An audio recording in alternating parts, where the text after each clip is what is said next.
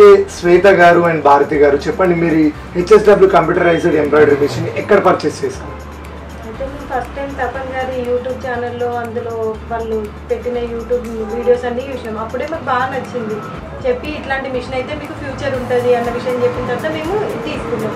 మాకు మిషన్ ఎక్కడైతే పర్చేజ్ చేసుకున్నామో వాళ్ళ దగ్గర ప్రతి మెటీరియల్ మాకు అవైలబుల్ ఉంది కాబట్టి తప్పనిసరి గారికి మాత్రం ట్యాక్స్ చెప్పుకోవాల్సిందే. ఉమెన్స్ అందరూ చాలామంది చదువుకొని కూడా బయట జాబ్స్ చేయలేక వెతకలేక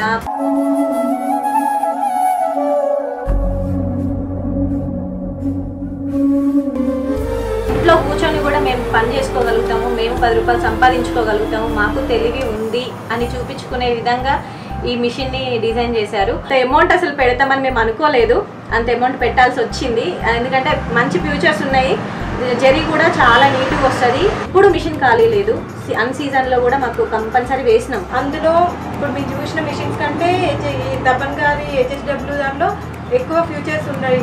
ఎటు టైం 2 times వరకు కూడా చేసుకోగలము. ఇది ఇక్కడ నడుస్తూనే ఉంటుంది, ఇంట్లో వర్క్ చేసుకోవాలి. ఒక చిన్నపాటి రోబో టైపు మనం కొంచెం ఒక స్టెప్ తీసుకుంటే బెటర్ ఏమో అని బాగా సెర్చ్ చేసినాము.